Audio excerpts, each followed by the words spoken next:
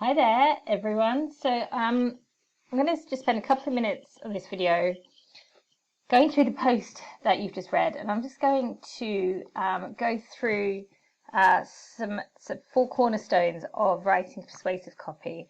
And I'm going to share a checklist with you, and I'm also going to show a little bit about how I come up with some of the language and the ideas that I use when I'm writing this, so that you can apply this to your own social media. And also, if you want a copy of this checklist, just let me know and in the comments, or you can send me a DM and I'll send it through to you. So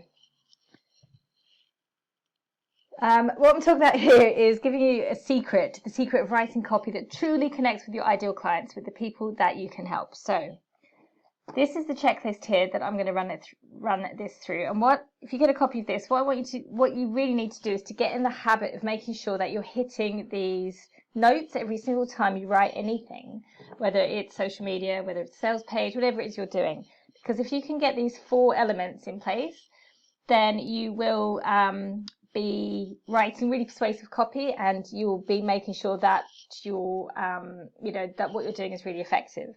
So the first one here is curiosity.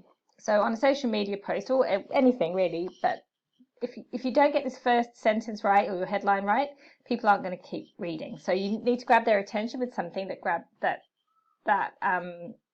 makes them stop and read. So words like secret work well for that. And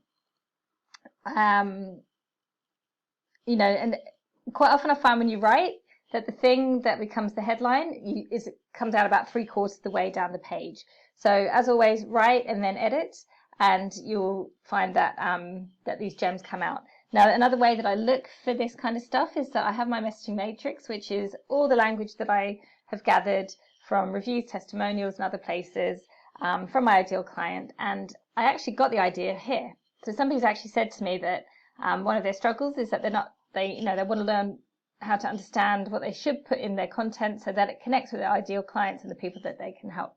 So I've just taken that and I have reworked it a bit, and then I've turned it into a headline that creates curiosity and intrigue.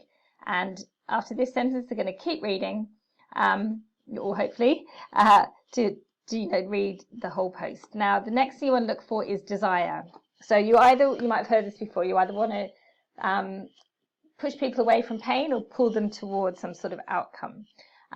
So what you need to do with desire is to paint a picture about this or show that you understand their current problem. And so on this post, how I've done that is that I know the big issue with my audience is that this idea of salesy copy or being persuasive can feel a bit icky.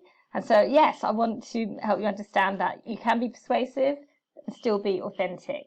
So these 2 sentences here are kind of showing this desire that I can show that I understand where you're at.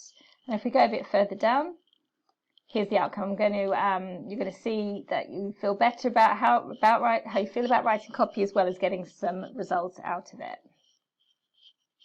Now, this one seems pretty obvious, but it's often overlooked. You always want to make sure that every piece of copy you write has some sort of purpose. Now, that doesn't have to be a full-on, like I've done in here. So the purpose here is I want you to watch the video, but I also want you to reach out to me so we can, so that we can connect.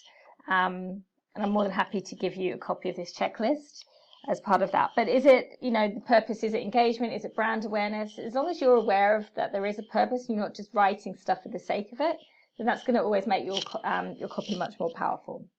And then credibility. Are you being believable? You've got to be careful that you're not promising the world or promising stuff that you can't deliver.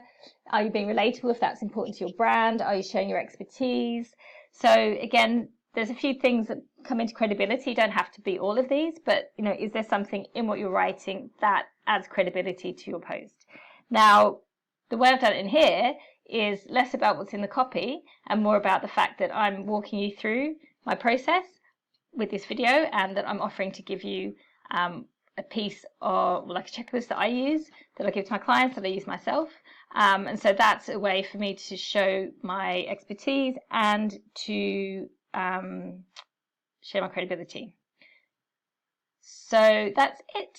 So hopefully you found something useful in this video. And again, if you want a copy of that checklist, just let me know and I will ping it across to you.